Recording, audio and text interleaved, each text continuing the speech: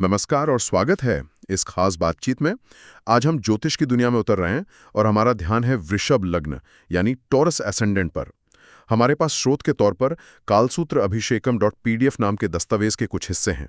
तो आज हम इस स्रोत के नजरिए को समझने की कोशिश करेंगे कि भाई वृषभ लग्न वालों को कौन से रत्न भूल कर भी नहीं पहनने चाहिए। खास बात यह है कि यह सिर्फ लग्न पर आधारित नहीं है, बल्कि नक्षत्र के चरणों और नवांश जैसी और भी बारीक चीजों पर आधारित है। दिलचस्प यह है कि यह स्रोत सलाह देने से ज्यादा चेतावनी देने पर जोर देता है कि क्या नहीं करना है ना? देखते हैं ये स्रोत कितनी गहराई तक जाता है। तो चलिए बात शुरू करते हैं। यह स्रोत पूरी तरह से वृषभ लग्न पर केंद्रित है। क्या ऐसा है कि कुछ रत्न तो इस लग्न के लिए हमेशा ही मना है, चाहे कुंडली में कोई भी स्थिति हो? हाँ, ये एक बहुत महत्वपूर्ण शुरुआती बिंदु है। दस्तावेज साफ तौर पर कहता है कि वृषभ लग्न के सभी जातकों के लिए, मतलब चाहे उनका लग्न किसी भी नक्षत्र, चरण या नवांश में क्यों ना हो, 4 रत्न माणिक्य, मोती, लाल मूंगा और पीला पुखराज ये पूरी तरह से वर्जित हैं। ये एक तरह का आधारभूत नियम है जो इस स्रोत में सबसे पहले बताया गया है। अच्छा, तो ये 4 रत्न तो वृषभ लग्न वाला कोई भी व्यक्ति इस स्रोत के अनुसार पहन ही नहीं सकता। मतलब ये बेसलाइन हो गया एक तरह से। जी हाँ, बिल्कुल। लेकिन जैसा कि आपने कहा, ये और भी बारीक होता जाता है ना? स्रोत में वृषभ लग्न के अंदर आने वाले नक्षत्रों का भी जिक्र है। कहाँ से शुरू करें? शायद कृतिका नक्षत्र से? बिल्कुल। स्रोत इसके बाद और गहराई में जाता है और लगन की सटीक डिग्री के आधार पर नक्षत्र चरण, जिसे नक्षत्र चरण कहते हैं, उसके अनुसार अलग अलग नियम बताता है। नक्षत्र चरण आप समझ सकती हैं कि नक्षत्र का एक छोटा हिस्सा होता है जो लगन की डिग्री पर निर्भर करता है। तो कृतिका नक्षत्र के लिए नियम इस तरह है। अगर लगन कृतिका के दूसरे चरण में है, डिग्री 0 से लेकर 3 डिग्री 20 मिनट के बीच, तो वही शुरुआती 4 रत्न माणिक्य, मोती, लाल मूंगा, पीला पुखराज पहनने मना है। यानी कृतिका के दूसरे चरण के लिए तो वही सामान्य नियम ही लागू है, कुछ नया नहीं। हाँ, लेकिन यहीं से चीजें और विशिष्ट होने लगती हैं। अगर लगन कृतिका के तीसरे चरण में है, मतलब डिग्री 3 डिग्री 20 मिनट से 6 डिग्री 40 मिनट के बीच, तो उन 4 रत्नों के साथ साथ हीरा, डायमंड, वो भी वर्जित रत्नों की सूची में जुड़ जाता है। तो इस स्थिति में 5 रत्न हो गए: माणिक्य, मोती, लाल मूंगा, पीला पुखराज और हीरा। ओह अच्छा, तो तीसरे चरण में हीरा भी मना हो गया। और कृतिका का चौथा चरण जो वृषभ लग्न में आता है, उसकी डिग्री क्या है? 6 डिग्री 40 मिनट से 10 डिग्री 00 तक। जी हाँ, कृतिका के चौथे चरण डिग्री 6 डिग्री 40 से 10 डिग्री 00 तक के लिए हीरा वर्जित नहीं है, लेकिन पन्ना, एमरल्ड, वो वर्जित बताया गया है। तो इस स्थिति में माणिक्य, मोती, लाल मूंगा, पन्ना और पीला पुखराज ये धारण करने से बचना चाहिए। तो कृतिका के अलग अलग चरणों के लिए या तो हीरा या पन्ना उन शुरुआती 4 वर्जित रत्नों की लिस्ट में जुड़ जाते हैं। ये तो वाकई बहुत सूक्ष्म स्तर का विश्लेषण है। चलिए अगले नक्षत्र रोहिणी को देखते हैं।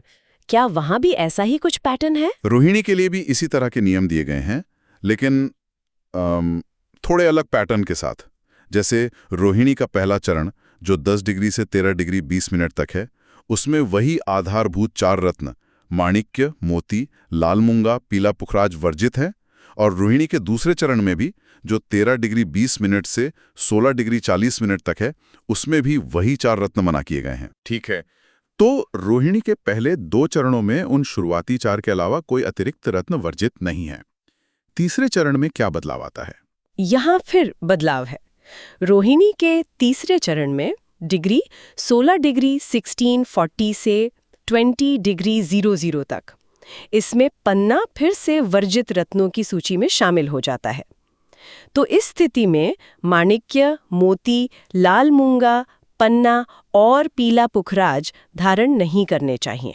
अच्छा, ये तो बिल्कुल कृतिका के चौथे चरण जैसा हो गया। हाँ, बिल्कुल, पन्ना वर्जित। और रोहिणी का चौथा चरण?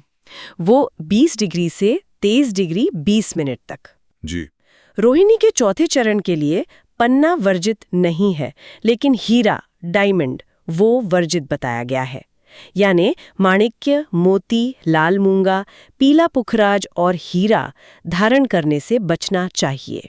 ये कृतिका के तीसरे चरण जैसा है, हीरा वर्जित। जी। ये दिलचस्प है। तो रोहिणी का तीसरा चरण पन्ना को वर्जित करता है और चौथा हीरा को, जो कृतिका के पैटर्न से थोड़ा मिलता जुलता है, बस चरण अलग हैं।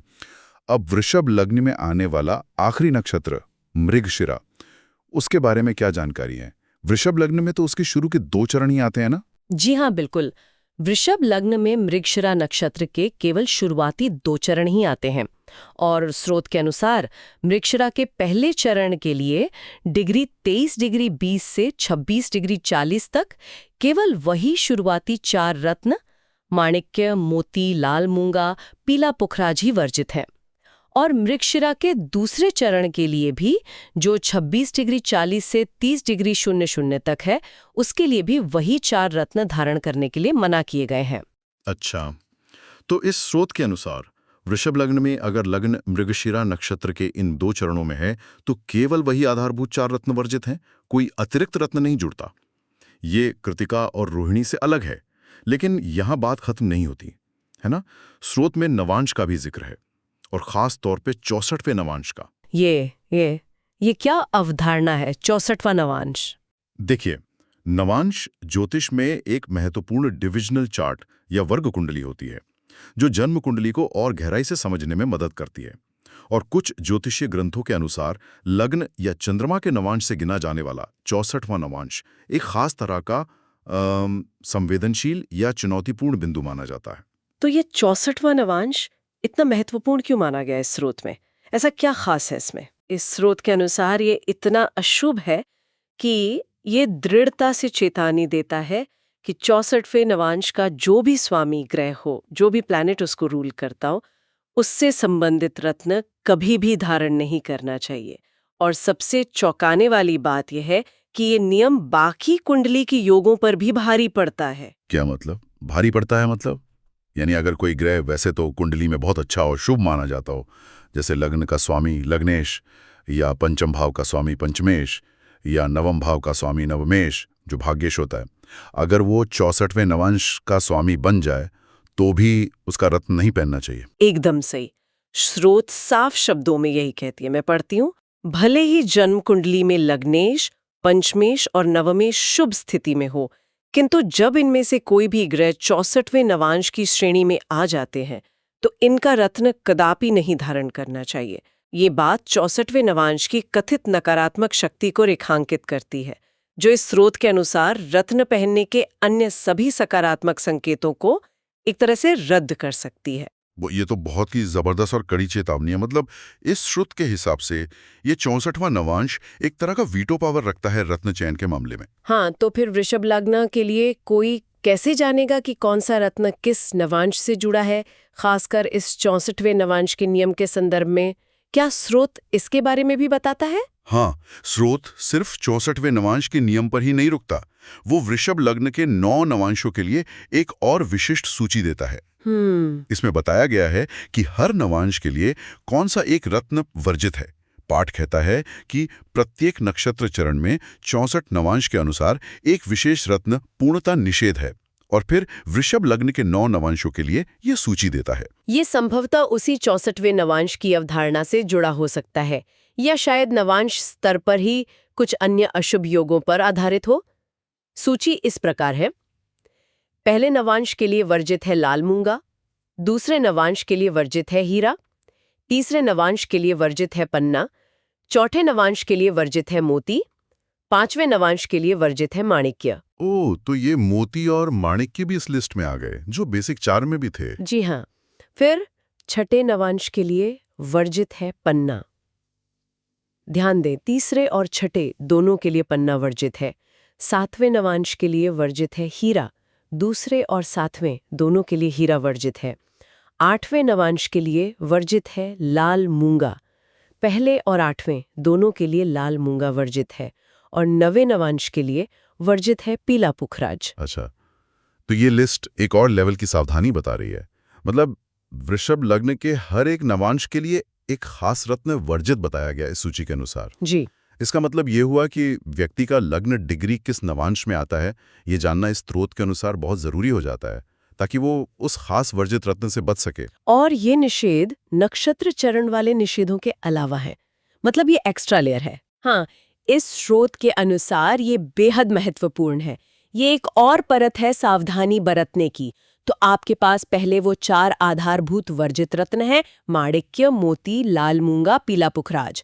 फिर नक्षत्र चरण के आधार पर कुछ अतिरिक्त वर्जित रत्न आते हैं, जैसे कृतिका और रोहिणी के कुछ चरणों के लिए हीरा या पन्ना। और फिर आपके लग्न नवांश के आधार पर एक और विशिष्ट वर्जित रत्न इस लिस्ट से। तो अगर हम इस सारी जानकारी को एक साथ रखें तो इसका क्या मतलब निकलता है? ऐसा लगता है कि ये स्रोत वृषभ लग्न वालों के लिए रत्न पहनने के मामले में बहुत ही कड़े और जटिल नियमों का एक ढांचा पेश करता है। पहले 4 रत्नों पर एक आम पाबंदी, फिर नक्षत्र चरण के आधार पर कुछ और पाबंदियां, और उसके ऊपर से नवांश, खासकर उस 64वें नवांश पर आधारित एक और वीटो नियम, और फिर हर नवांश के लिए एक अलग वर्जित रत्न। ये तो काफी कंफ्यूजिंग भी लग सकता है। हाँ, जटिल तो है। अगर हम इसे बड़ी तस्वीर में देखें तो ये स्रोत वैदिक ज्योतिष के भीतर वृषभ लग्न वालों के लिए रत्न चयन के मामले में एक अत्यधिक सतर्क दृष्टिकोण प्रस्तुत करता है। इसका मुख्य ध्यान इस बात पर नहीं है कि कौन सा रत्न पहनना फायदेमंद होगा, बल्कि इस बात पर ज्यादा है कि कौन सा रत्न पहनना नुकसानदायक हो सकता है और उससे कैसे बचा जाए। ये बचाव पर जोर देता है और इसके लिए लग्न की सटीक डिग्री, नक्षत्र चरण और नवांश जैसी बहुत बारीक गणनाओं का इस्तेमाल करता है। और जैसा हमने देखा, ये 64वें नवांश की नकारात्मक क्षमता को बहुत ज्यादा महत्व देता है। ये स्रोत ये बताता है कि कुछ खास ज्योतिषीय स्थितियां, चाहे वो कितनी भी छोटी क्यों न लगें, कुछ रत्नों को हानिकारक बना सकती हैं, भले ही सामान्य ज्योतिषीय नियम कुछ और कहते हों। जैसे कि कोई ग्रह कितना भी शुभ क्यों ना हो, कुंडली में लग्नेश हो, योगकारक हो, लेकिन अगर वो 64वें नवांश का स्वामी है तो इस स्रोत के अनुसार उसका रत्न पहनना सख्त मना है। तो मूल संदेश है, अत्यधिक सावधानी बरतें और इस पाठ में बताए गए विशिष्ट निषेधों का कड़ाई से पालन करें। ये वाकई कालसूत अभिषेकम पीडीएफ के अंशों से मिली वृषभ लग्न के लिए रत्नों से जुड़ी चेतावनियों पर एक बहुत विस्तृत और अनोखी जानकारी थी। इसमें क्या नहीं पहनना है, इस पर इतना जोर देना, खासकर 64वें नवांश के नियम के साथ, काफी चौंकाने वाला है। अक्सर ज्योतिषीय सलाह में हम सुनते हैं कि कौन सा रत्न पहनना चाहिए, कौन सा ग्रह मजबूत करना चाहिए, लेकिन यहाँ जोर इस बात पर है कि किन चीजों से हर हाल में बचना है। वास्तव में।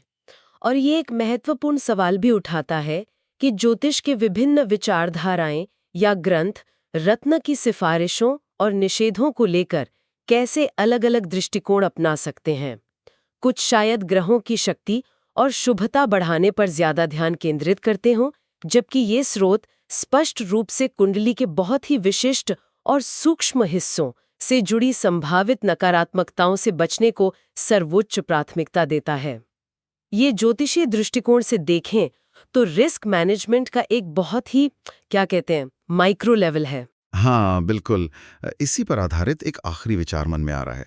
अगर एक ही राशि के भीतर लग्न की डिग्री और उसके विभाजन, जैसे नक्षत्र चरण और नवांश, इनसे जुड़ी इतनी विशिष्ट चेतावनियां रत्नों के लिए दी जा रही हैं, तो अशुभ या संवेदनशील क्षेत्रों को पहचानने का ये सिद्धांत ये ज्योतिषीय व्याख्या के दूसरे क्षेत्रों पर कैसे लागू हो सकता है? मेरा मतलब है, क्या दशाओं का विश्लेषण करते समय या किसी काम के लिए मुहूर्त चुनते समय भी इसी तरह के सूक्ष्म विभाजनों को इतनी ही गंभीरता से लिया जाना चाहिए? इस स्रोत के तर्क के अनुसार क्या ये मुमकिन है? ये एक गहरा विचार है। अगर ज्योतिषीय चार्ट के कुछ बहुत छोटे हिस्से भी स्वाभाविक रूप से इतने संवेदनशील या संभावित रूप से नकारात्मक माने जा सकते हैं कि वे सामान्य रूप से लाभकारी ग्रहों के रत्नों को भी वर्जित कर दें, तो इसका सीधा सा मतलब है कि कुंडली विश्लेषण में इन सूक्ष्म विभाजनों पर बहुत सावधानी से ध्यान देने की जरूरत है। सिर्फ ग्रहों और भावों की सामान्य स्थिति देखना शायद काफी न हो, खासकर जब किसी उपाय या रत्न आदि की सलाह देनी हो।